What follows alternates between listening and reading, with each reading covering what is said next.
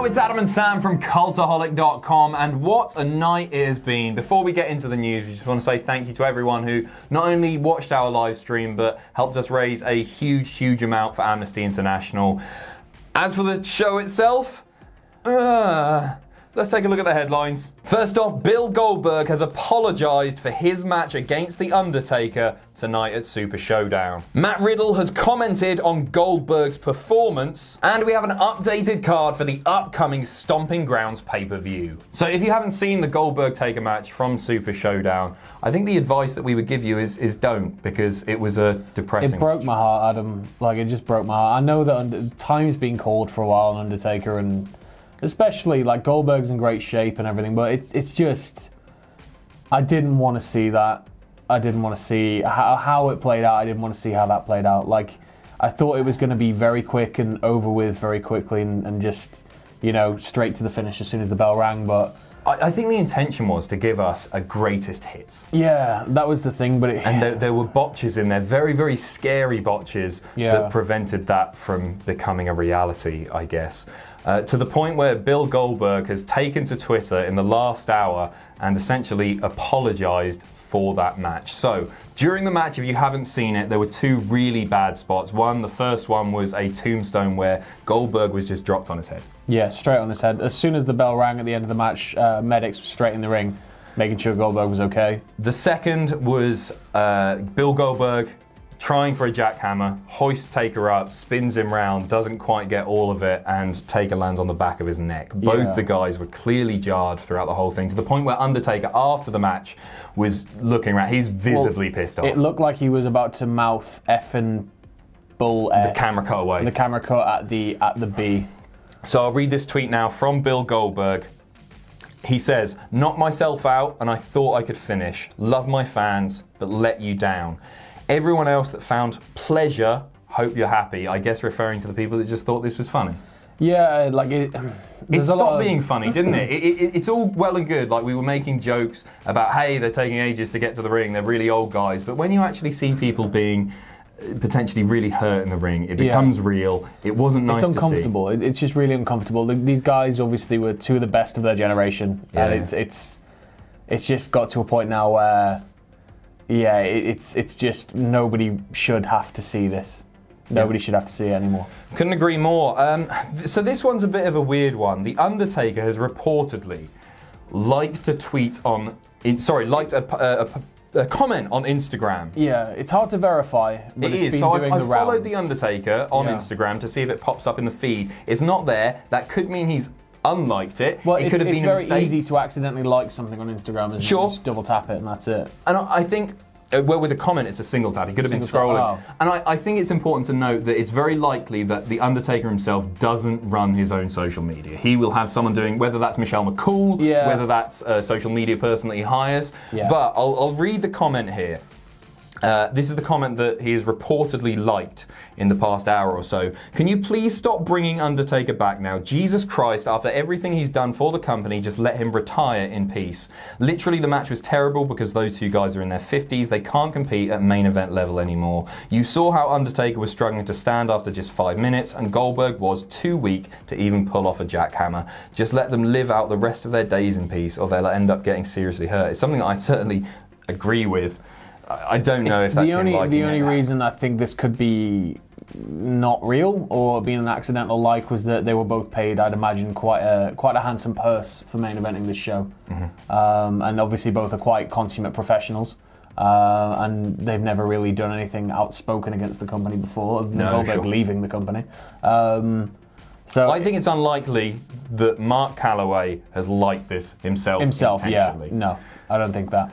But we'll keep you updated on this. Lots and lots of fans are responding. The general fan sentiment is that tonight was a disaster. I'm keen to agree with that. Yeah, it was very, very hard to watch. Next up, Matt Riddle has commented on Goldberg's performance in that match tonight. Obviously, there has been drama between Matt Riddle and Goldberg this week. Goldberg blocked Matt Riddle. There is beef dating back a fair while now, but I mean, Matt Riddle was reportedly going to be there tonight. We didn't see Matt Riddle there. We didn't see Adam Cole there. There were various NXT stars that were rumoured to be going out there. There was a big rumour that NXT were going to be sort of big part of the Rumble, right? Mansoor won it. He's an NXT superstar. Yeah. So Matt Riddle released 2 videos. The first of these now has been deleted. We don't know if that's because WWE have instructed him to delete it. I think that's fairly understandable. We could be also being worked like filthy, filthy marks, as Ross would say. So. Who knows? We're going to read this. This is the exact transcript from that video, which has now been deleted. We can't play it for legal reasons. So, Goldberg, you lived up to the hype yet again. You're absolutely the worst wrestler in the business, bro. And that's not an opinion, that's a fact. That has been deleted. He followed this up with another video where he looks... He's having a good time, isn't he? Yeah, he looks doing like something. He's, $2.5 grand fine, worthy fun. What a knee bar, bro. What a knee bar. You make me mad. You're making me mad. Referring, of course, to the knee bar in the match, which was weak as hell. It looked it was just awkwardly applied. It was a very quickly applied rest hold, essentially. This is like a minute into the match at this point. It will be interesting to see if Matt Riddle faces any punishment for these. We say he's a guy who, hey, he's so likable he can get away with whatever he wants. But given the severity of what actually happened tonight, I understand why that first one was deleted. God, yeah. And, these are 2 guys who may be injured. I wouldn't surprise me if both of them are concussed at the very least. I think out of both of the guys in the match tonight, Goldberg is the one that could feasibly maybe have a couple more matches left in him on these shows. But I don't really want to see it, but I think if you were to apply Goldberg and Matt Riddle into a match...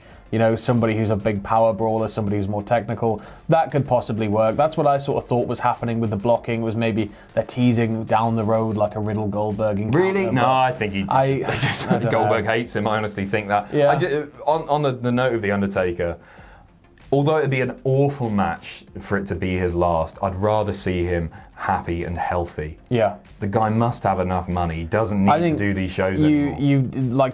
The problem that I've got with it is that you can't have not Goldberg, you can't have Undertaker now go out on a whimper, because you had 33, you had the perfect moment to end it.